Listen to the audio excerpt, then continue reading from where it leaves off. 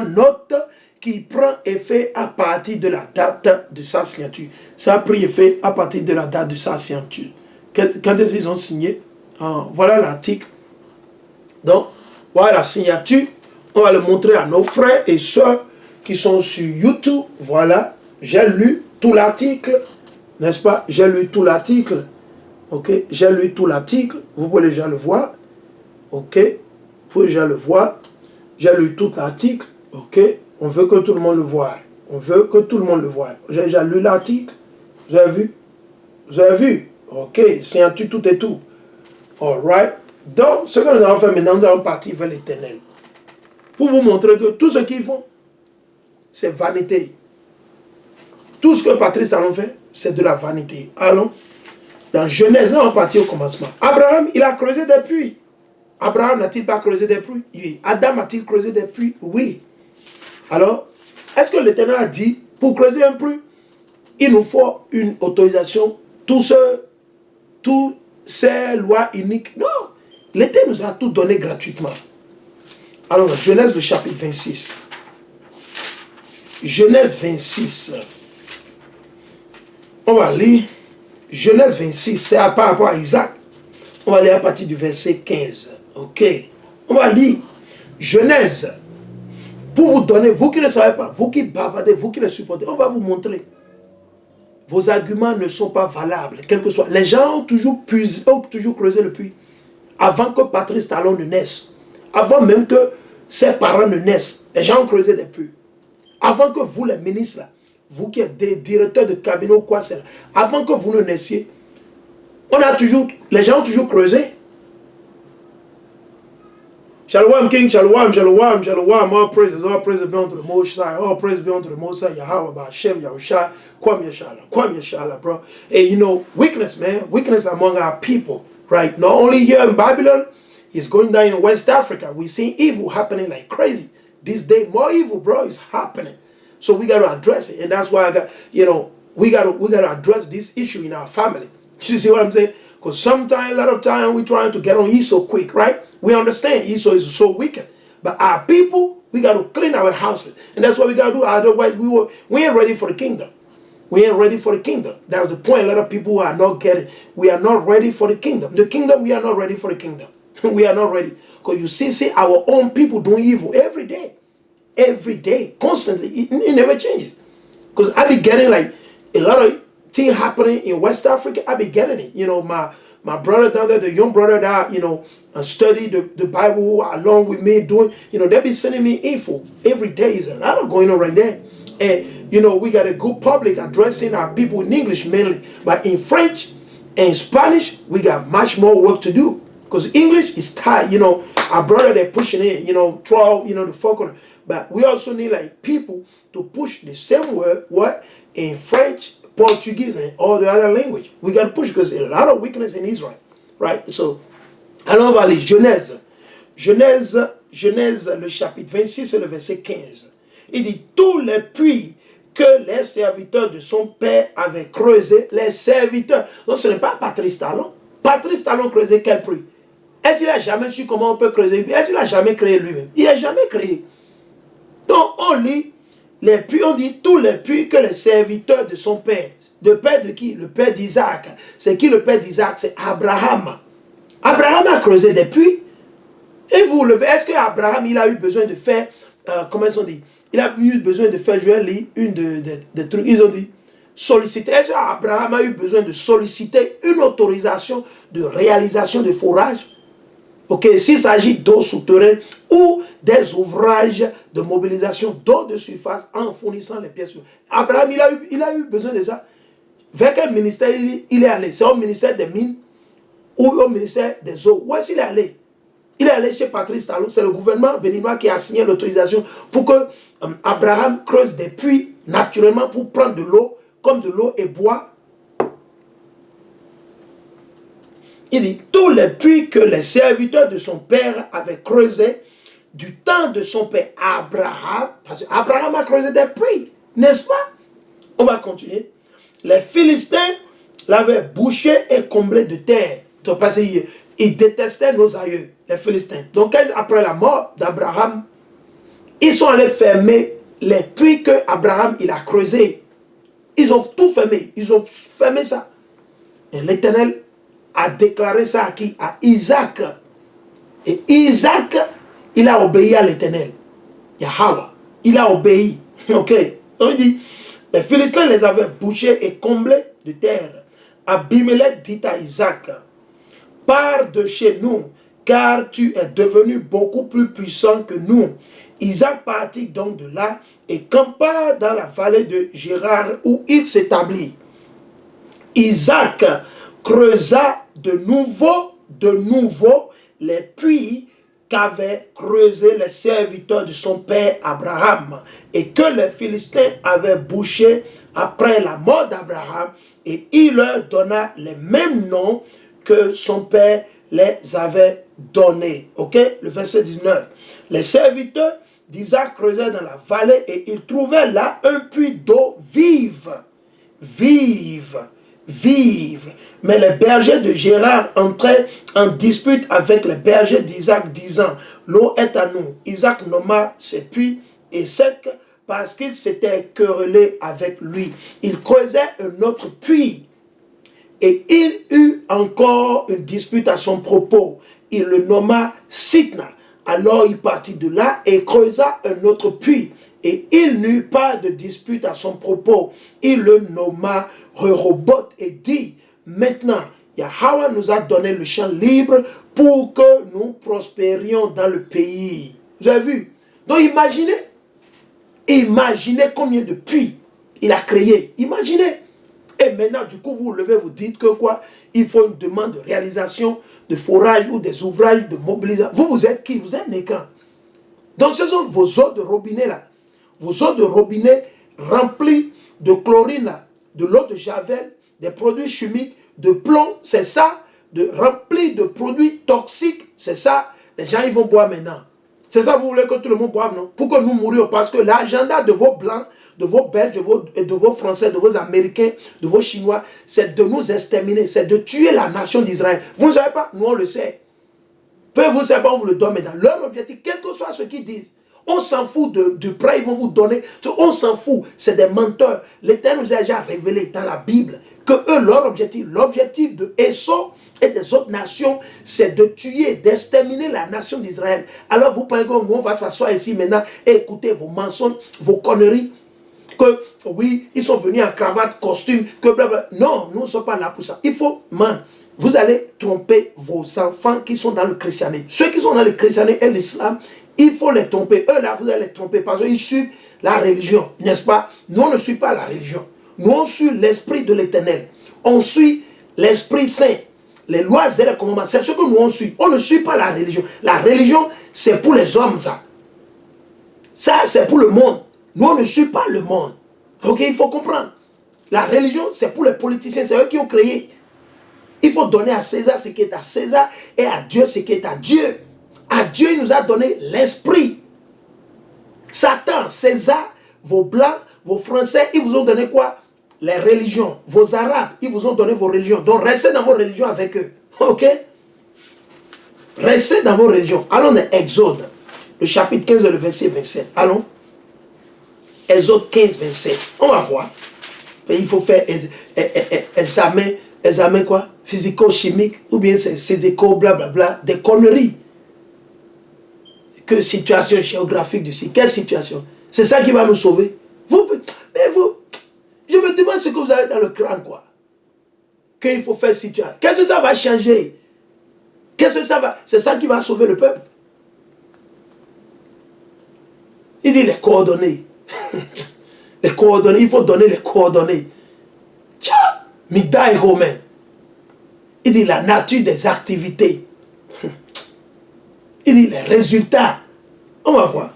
Exode, le chapitre 15, et on lit le verset 27. Exode 15 et le verset 27. On va le lire. Exode 15 et le verset 27. Et je lis. Ils arrivaient ensuite à Élim, où se trouvaient 12 sources et 77 palmiers, et ils campèrent au bord de l'eau. 12 sources, c'était des puits. 12 puits. 12 puits Ces 12 puits représentent quoi? Les 12 tribus d'Israël. Raison pour laquelle l'Éternel les a amenés dans cette région. Là, pour qu'ils puissent camper, ils vont rester là.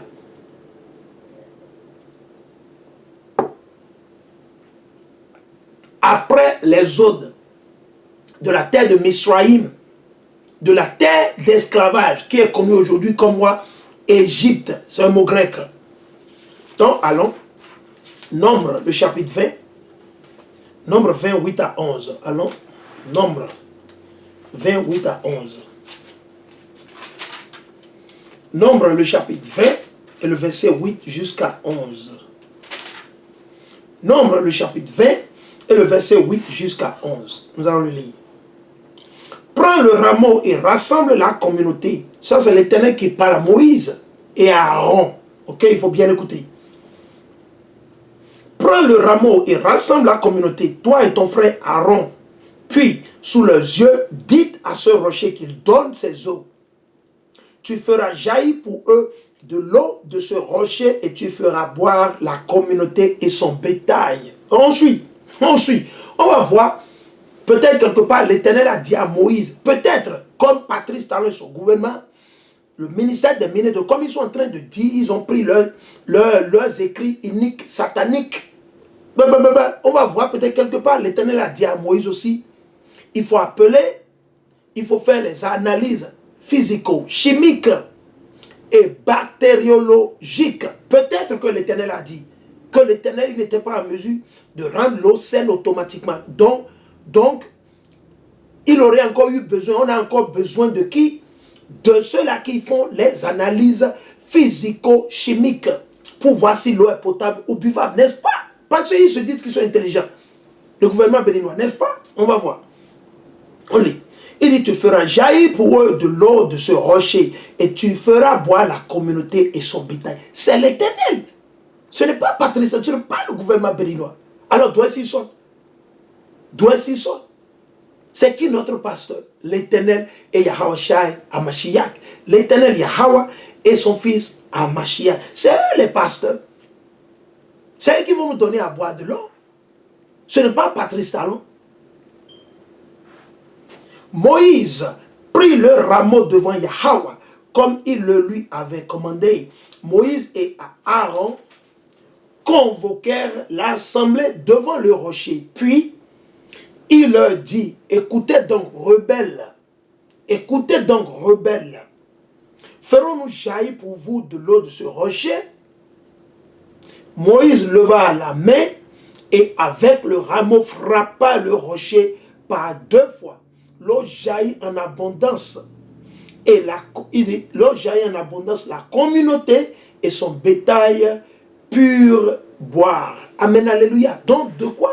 D'un rocher, d'une pierre. L'Éternel a juste dit à Moïse, il faut frapper 2 fois avec le rameau que tu as dans ta main là. Il faut frapper la roche ou la pierre 2 fois. L'eau va sortir, ils vont boire. Tranquille. Ils ont bu et ils sont morts. Ils ne sont pas morts. Allons. 2e Chronique. C'est une bonne mémoire. Allons dans 2e Chronique.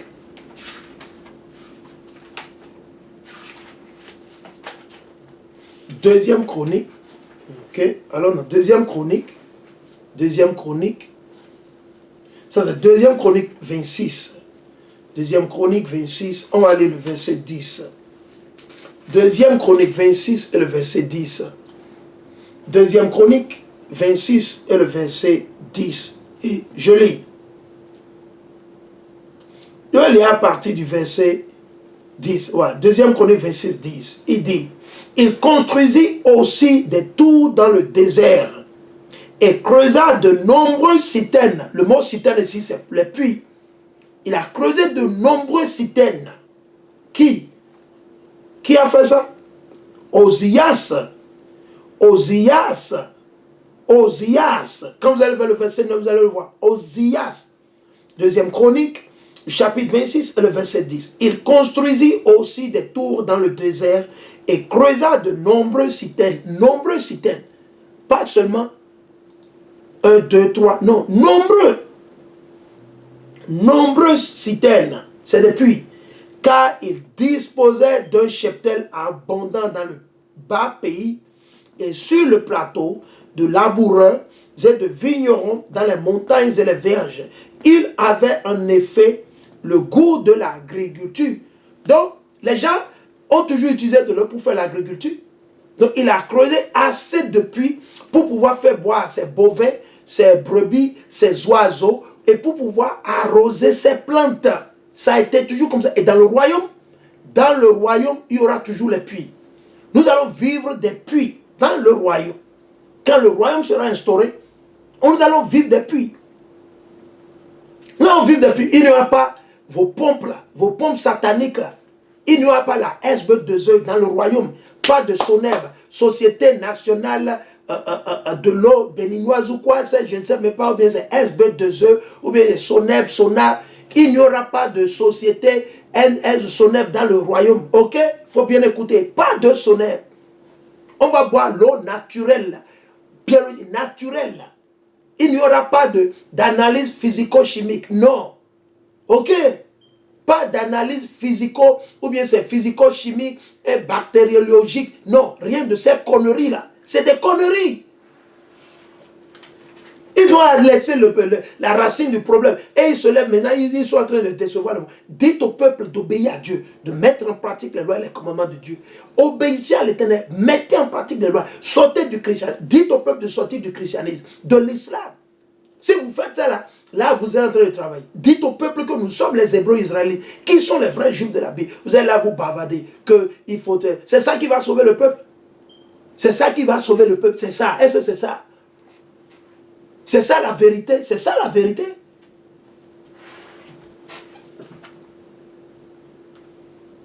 Allons dans Néhémie. Néhémie 9. Allons. On va lire Néhémie 9.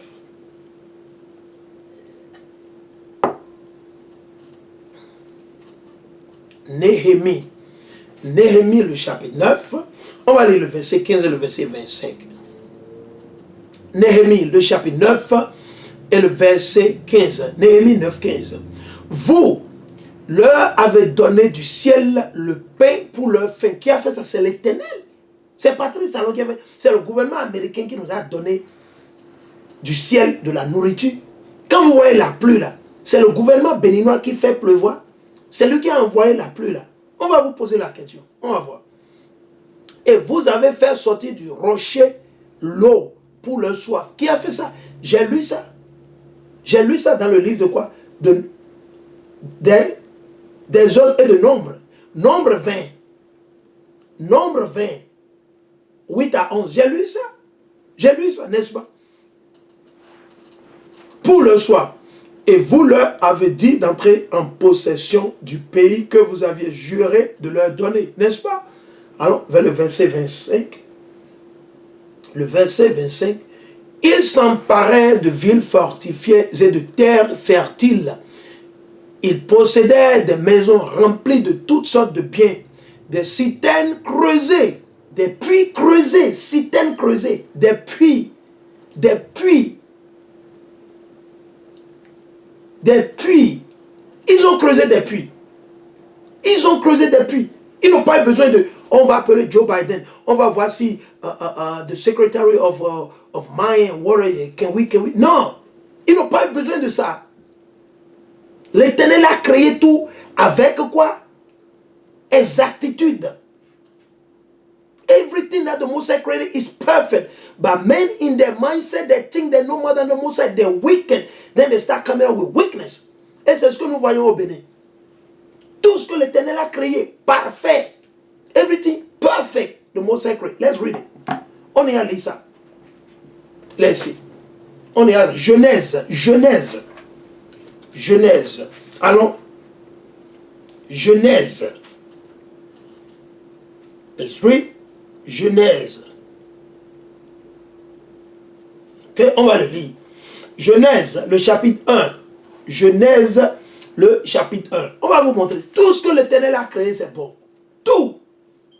Ok. Tout. On va le lire.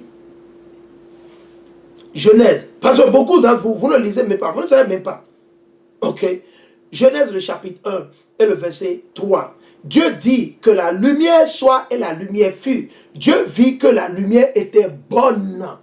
La lumière était bonne. Ok? Et Dieu sépara la lumière et les ténèbres. Ok? Allons, on va vous le montrer. Ok? Un autre verset encore. On va le lire. Le verset 10. Dieu appela le continent la terre et la masse des eaux mer. Et Dieu vit que cela était bon. Tout ce que l'Éternel a créé, très très bon, parfait. It's perfect. Perfect. Ok, allons. Genèse le chapitre 1. Ok. Et le verset, on va lire le verset 31. Dieu vit tout ce qu'il avait fait. Cela était très bon. Et il y eut un soir et il y eut un matin. 6e jour. Ok. Tout ce que l'Éternel a créé, parfait. Et vous vous levez, vous commencez par bavader, vous racontez des conneries. Vous pensez que vous connaissez encore plus que l'Éternel. Du coup, c'est vous. Ok, on va continuer. Néhémie 9, 25. Ils s'emparaient de villes fortifiées et de terres fertiles. Ils possédaient les terres, l'Éternel les a créées, étaient toutes fertiles. Ils possédaient des maisons remplies de toutes sortes de biens, des citernes creusées, des puits creusés. Qui ont creusé ces puits? Abraham, Isaac et Jacob et les 12 patriarches. Ils ont creusé les puits aussi. Ils ne se sont pas arrêtés sur ce que Abraham, Isaac, Jacob ont fait. Non. Nos patriarches, ils ont creusé aussi les puits. Judas a créé des puits. Issachar a créé des puits. Il dit des citernes creusées, des puits creusés, des vignes, des oliviers, des arbres fruitiers en abondance. Ils mangèrent, ils se rassasièrent, ils s'engraissèrent et vécurent dans les délices par votre grande bonté. N'est-ce pas? Aujourd'hui, vous levez, vous bavardez. Alors, on a Siracide ou Ecclesiasticus. Okay. Siracide ou Ecclesiasticus. Siracide ou Ecclesiasticus. Ok, on va le lire. Ok. Siracide ou Ecclesiasticus. Alors, Siracide ou Ecclesiasticus, le chapitre 48. Chapitre 48, on va le prouver, on va le lire de notre frère. Chapitre 48, et nous allons lire le verset 16. 48, on va commencer à partir du verset 16. Actuellement, on va lire juste à partir du verset 17. Ok? Pour donner de la compréhension à tout le monde. Ok? Donc, on lit Ecclésiastique. Ok? Ou Siracide. Le chapitre 48 et le verset 17. Le chapitre 48 et le verset 17. Ézéchias fortifia sa ville et fit venir l'eau dans ses murs. C'est ce que celui qui était roi, Ézéchias qui était roi pour Juda, c'est ce qu'il a fait. Ézéchias qui était roi pour Juda, il ne s'est pas levé, il a dit, ouais, ok, il faut autorisation. Non, qu'est-ce qu'il a fait? On va voir ce qu'il a fait pour le peuple et non pour son ventre. Il n'a pas invité les blancs. Oh oui, il faut venir, il faut vous installer, on peut faire ceci. Oui, il n'y a pas de problème. C'est le projet, ça, on va signer le projet. Non, on va voir ce qu'il a fait. Vous gouvernez pour le diable. Ézéchias fortifia sa ville. Ok? Et fit venir l'eau dans ses murs. Il s'est rassuré que tout le monde a de l'eau à boire. De l'eau à boire. Tout le monde. Tout le monde a de l'eau à boire. Et non se lever, créer des protocoles, des lois uniques, des lois antichrist. Se lever, il faut signer. Vous êtes malade. Vous fumez. Vous êtes en train de fumer de la drogue ou du chanvre indien. Et fit venir l'eau dans ses murs. Avec le fer, il fora le rocher. Avec quoi? Donc le forage a existé depuis le temps de nos aïeux. Vous êtes... Man! C'est pour ça que nous vous dit, vous les chrétiens là, réveillez-vous. Vous les noirs, les nègres, les latinos et les indiens, réveillez-vous. Wake the hell up. Wake the hell up. Attendez, on va voir. Job. Je vais lire Job. Job 38.3. On va partir là-bas. Job 38.3. Job. Job 38. Ça c'est Job. Job 38.3. Si j'ai bonne mémoire. 38.3. 38.3. Ok. Job 38 et le verset 3. S'interrègne comme un homme, je vais t'interroger et tu m'instruiras. Donc du coup, Job, après avoir été affligé, ses enfants ont été tués, sa richesse dévastée, détruite. Job, il a été toujours fidèle, mais à un moment donné, les frères que l'Éternel lui a envoyés, ses frères ont commencé par lui parler. Et Job, à un moment donné, il a commencé par douter. Genre, il se demande, mais Dieu, il est où? Qu'est-ce qui se passe? Pourquoi ça lui arrive? Etc. Il voulait faire comme s'il ne connaît plus que Dieu. Et c'est ce que Patrice Talon est en train de faire et son gouvernement. Patrice, c'est ce qu'ils font. Ils font comme s'ils ne connaissent plus que Dieu. Je vais relire le verset. On va vous demander, comme c'est vous, vous parlez des armées physico-chimiques et bactériologiques là, qu'il faut une autorisation avant de creuser un puits, avant de faire un forêt. Nos aïeux forêt, ou dans la Bible, l'Éternel a dit d'aller vers le roi ou le président ou le gouvernement. On n'a qu'à nous donner une licence pour forer, avant de forer. Ézéchiel, roi de Juda, il a foré. Ézéchiel, roi de Juda, c'est ça que je suis en train de vous lire. Vous allez dans le livre de Siracide, dans votre Bible. Siracide 48 et le verset 17. Siracide 48 et le verset 17. Avec le fer. Comment est-ce que vous forez? Avec le fer. Forer, c'est creuser. Aujourd'hui, vous le faites avec des machines, etc. Mais ça existait avant que vos machines existent. Et ils ont fait ça à la main. Ils ont fait ça. Qui a révélé ça à Ézéchiel? C'est l'Éternel à travers ses anges. C'est l'Éternel qui a enseigné à nos aïeux comment il faut creuser le puits. Il a envoyé ses anges. Ils ont enseigné à Abraham, aux serviteurs d'Abraham, à Isaac. Et la liste continue. Vous pensez que c'est vous qui connaissez quelque chose? Non, man. Rien. Vous êtes des tonneaux vides, bredouilles. Rien dans le crâne. Zéro. Nada. None. Nothing. Have nothing in mind. Empty. On va voir. Il dit, Ézéchiel fortifia sa ville. Siracide 48 et le verset 17. Ézéchiel fortifia sa ville et fit venir l'eau dans ses murs, dans les murs de sa ville. Il ne s'est pas levé, dit ouais, blablabla. Il veut non. Il a apporté à boire au peuple. C'est ce qu'un roi qui a la crainte de Dieu fait. Un roi. Il dit, avec le fer, il fora. C'est le verbe forer. Le mot forage vient du verbe de l'action. L'action, c'est forer. C'est creuser pour trouver l'eau à des profondeurs. Et vous n'avez pas besoin de mettre l'eau de Javel, les produits chimiques comme vous le faites à la SB, à la Soneb, etc. Non. L'Éternel a déjà nettoyé ça naturellement.